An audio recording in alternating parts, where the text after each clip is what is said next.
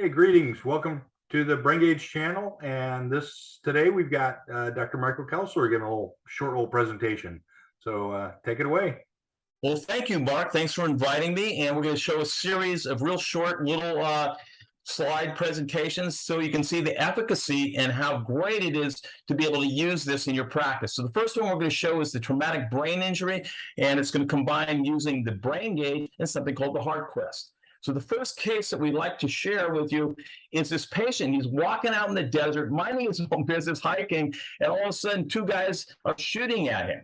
They're two druggies. You know, that's why I put Breaking Bad, if you've ever seen that movie. And they're shooting at him. He's trying to dodge these bullets, and he falls into a crevice, hits his head on a boulder. And now what we see here, he's got trouble. He's having trouble sleeping, loss of memory. It's impacting his daily activities of daily living, unable to make out what is being said when there is background noise.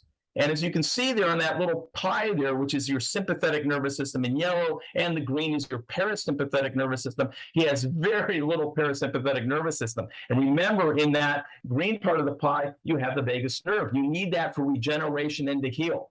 So that needs to be, we need to increase that. He has a tendency for anxiety, and on the questionnaire, indications for GABA and serotonin. So there it is there. So we look at the brain gauge, right? And we get a baseline on this person, and you can see, look, reaction time is really low. You can see TOJ, temporal order judgment, is really, really low. And that's probably from the traumatic brain injury, but I suspect that he may be a little bit ADD as well. And connectivity, and so we're looking at how the brain is connected and how the brain's talking through the neurons to itself, basically. And so when we go further and we look at the radar screen, you can see it's not filled in very well. It should be completely filled in there, and you can see also where that temporal order judgment is, and it's kind of a little bit shallow there for sure. And when we go down a little further, I broke this thing down, and here's how I broke it down. You can get this on the Brain Gauge website. This is really, really useful. I find this to be a great screen because you could compare your patient's scores using this screen, because you have this is quite a large population study looking at people who've been concussed. And we can see the predicted healthy values. You can see the healthy average values and the concussed average values on this. So what I did is I broke my patient down using this chart, and I broke it down over here in the blue column that you can see here. And you can see that a healthy average brain is, when we're looking at reaction time, is around 208 milliseconds. You can look at what this guy's score is. It's 402.2 milliseconds, and it's way over what it should be for the average concussed person that you see in that middle column. You can take a look at all these scores, but I'm just going to go quickly through here, and you can see that the fatigue score should be 100. He's 50, and 53. I mean, the concussed average is 50, and he's 53%.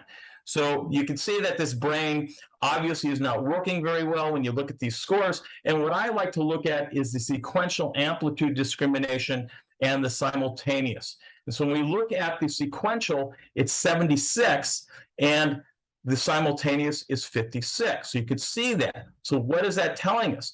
Well, when sequential is greater than simultaneous, it's going to take this particular patient longer to recover. And we can tell them that.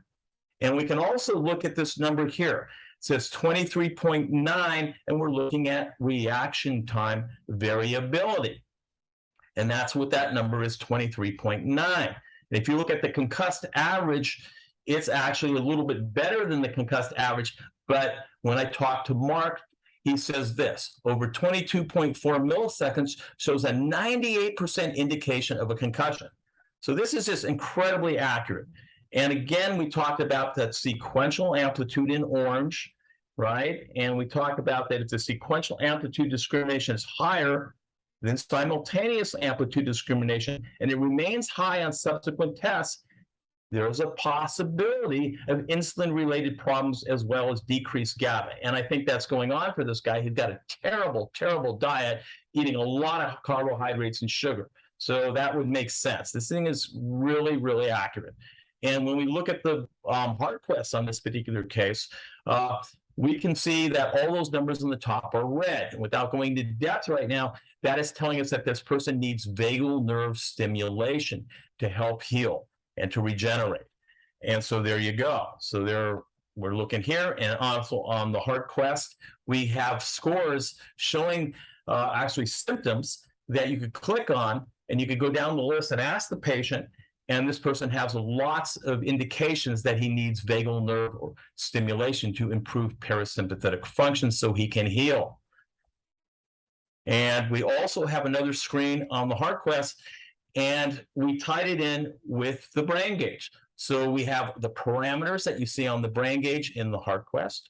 We also have the raw scores, and you can click on that, and we have in-depth information about those parameters that you'll see on the brain gauge as well. And we combine that with this brain screen that we have here on the HeartQuest. And in this particular case, this person has very, very low total power for his brain. And so you can see that. And then we could click on the number here. It says 38. You can go up to 38. We click on it. It says the central nervous system is in a state of moderate stress. So there we go. So that's a good combination how we combine both technologies. If you want to learn more, Mark Tamberdahl will be speaking at our conference. You can come here to heartquest-global.com, click on conference, and you can go ahead and register. And we not only have the brain gauge there, but we have a lot of different technologies to improve the brain gauge, like the Weber laser helmet, vagal nerve stimulation technology, and people talking about brain trauma and concussion. So there you go. I want to thank you for listening today, and we're going to do a little bit more on some other cases. Thank you. Fantastic. Thank you.